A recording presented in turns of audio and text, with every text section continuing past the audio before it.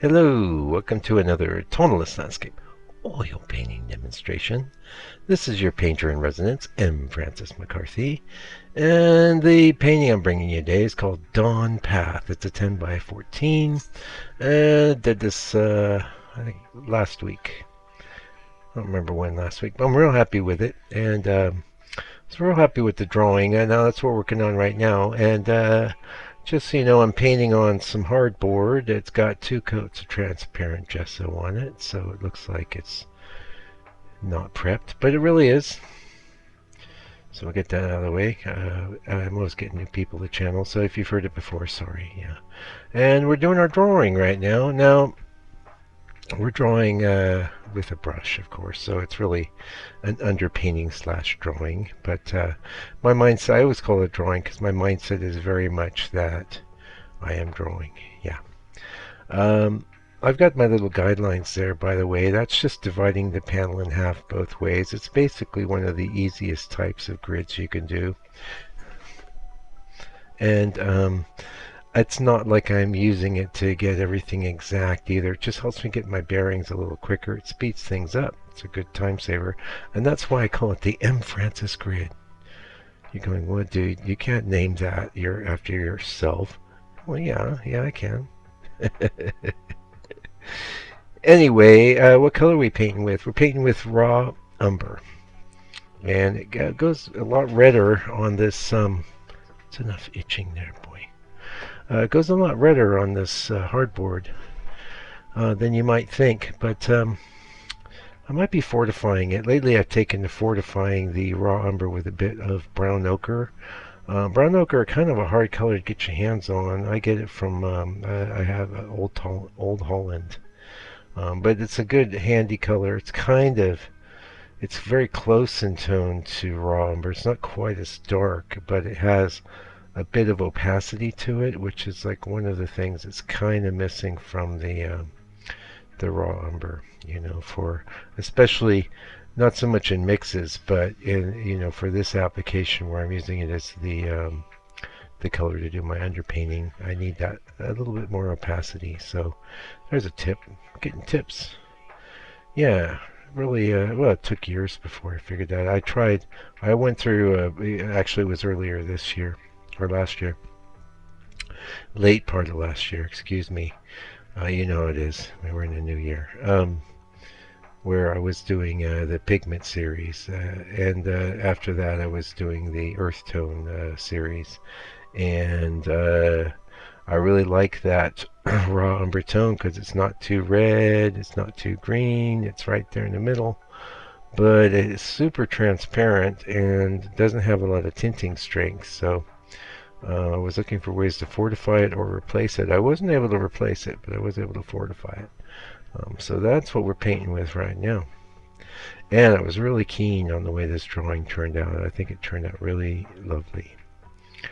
But we went ahead and did a painting anyway, and let's go and talk about that. So I know when I was a kid, and I had friends that were artists, of course, being an artist, they were attracted to other artists, and I was always good at penciling and also good at inking because I taught myself to ink with a brush and a pen.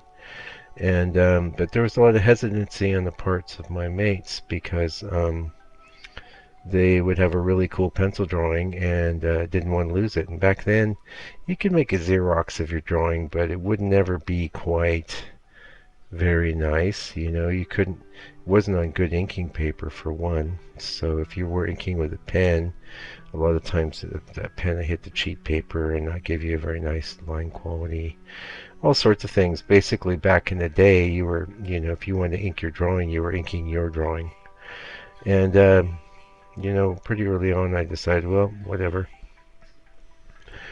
It's all about having a finished drawing. And funny enough, I didn't finish very much for the first 10 years of my art career. I did occasionally, but really I was mostly focused on learning how to draw and learning how to ink and learning how to do different techniques and things like that. That was what fascinated me. Creating finished pieces, I did a few here and there, but it wasn't my thing. What really helped me with that was being a professional illustrator, because it's all about finishing things, because you can't sell them if they're not finished, right? They can't go to market if they're not finished. You can't print them if they're not finished. So everything I did as a professional for 13 years was finished, and you know, even before that, I could finish things, but I've always been more interested in the process than in the end result. I do not. It's not actually with me. I tend to be a bit enamored of the end result for a while. That's why it's good for me to have a drawing area. So I look at the work for a few weeks after it's finished, and I may not look at it again for a long time. In fact, in the living room there, I have a box with like 7 months worth of paintings. There's a few I sold, but I've really been putting off photographing. So now I have a giant box of work to do. It'll be fun though. It'll be fun to kind of revisit things, and that's not to say I love my finished paintings, and I definitely want to keep them. And if I'm not keeping them, I'll sell them, and I want them to find good homes and all that good stuff. But I just did a painting today. I did a study after Camille Corot, and that'll be up on the channel real soon. And it's the process of painting that you need to fall in love with. It's the process of doing it, and it's doing it. And if I don't do it, I don't feel quite right.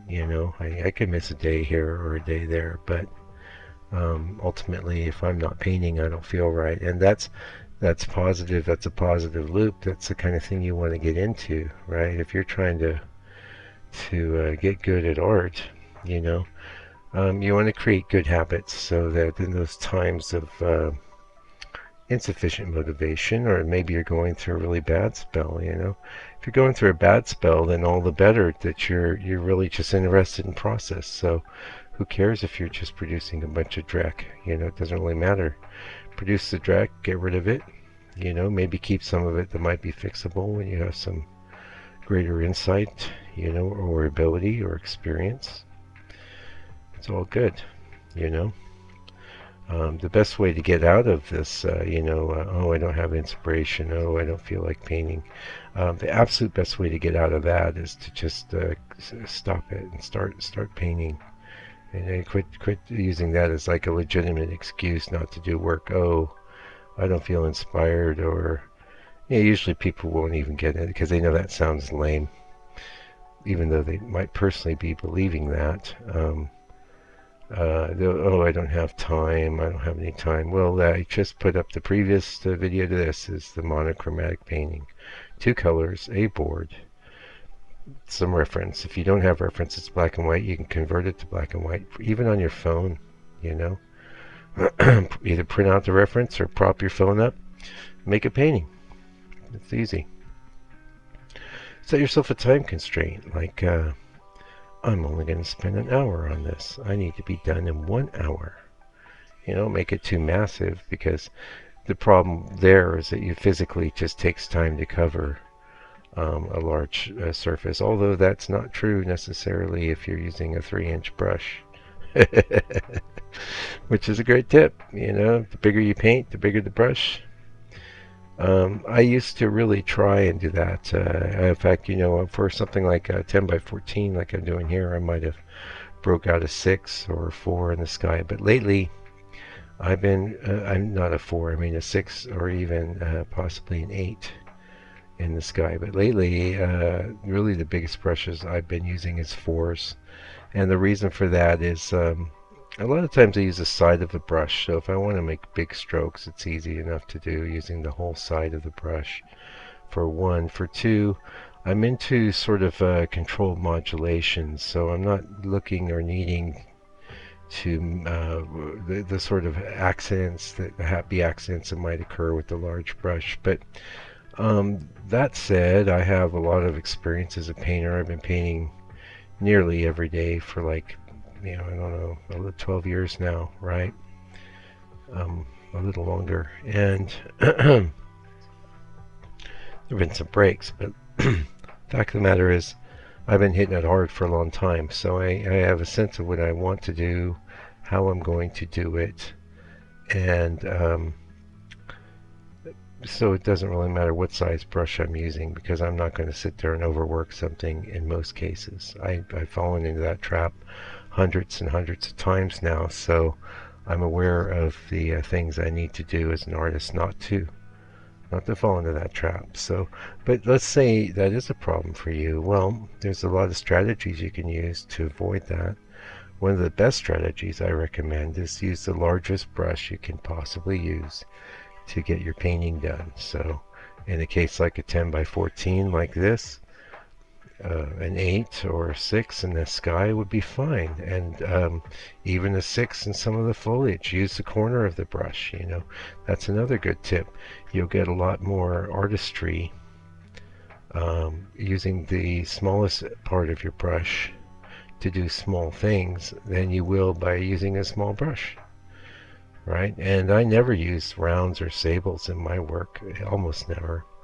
There's every now and again I'll just crack one out, you know, and use it. But last time I did that, it was like a 2 round, and it actually worked okay because I decided, oh, I'm just gonna use this like a flat. I squeezed, I made fill, you know, when I put the paint on the brush, I made it flat and used it as a flat bright, you know.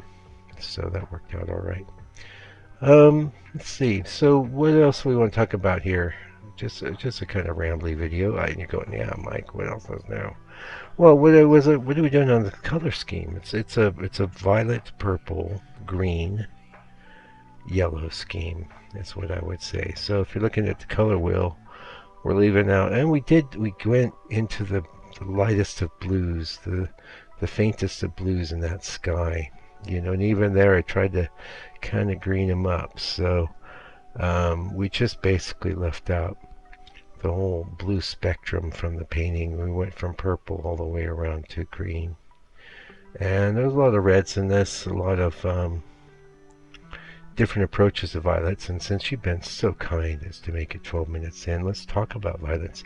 The main violet that I used for this painting was Diaoazine, which is a really intense color. The reason I have Diaoazine on my palette, and by the way, all this is discussed in the members area as I'm painting, in addition to a section where I'm just mixing the main colors for the painting, and a section at the beginning where I have the reference image up and I'm talking about my approach and things like that. So I should have mentioned that earlier, but hey, you know, you're hearing it now. But so I would have discussed some of this information I'm laying on you now in that members area. That's why I bring it up. So Diaoazine, first thing I'm going to do is hit it with a little white, because you can't even tell it's purple. It's so dark, you know. And then usually the second thing I'm going to do is throw in some yellow ochre, or I might throw in cad red.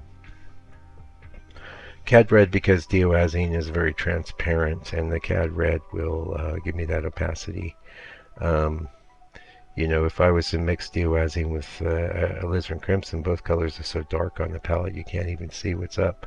And I did a lot of that here. In fact, the purples, there is blue in this painting, but mostly it's there to bring the purples into more of a bluish space, or in the some cases a more of a reddish space. So I'm exploring the range of purples, and also a lot of times I'll bring in black to flatten it if it's looking too fakey. You know, another good color to mix with purple is burnt umber. Burnt umber and purple get on great, and that burnt umber will give you a little bit of opacity. Bring in a little bit of white to that, and you get a little more natural purple. It's a little more earthy. And so basically, hopefully what you're getting is that I do a lot of things to get the purple looking earthy and natural, and you know, that's my approach. Anyway, I can see we're getting real close to the end of this video.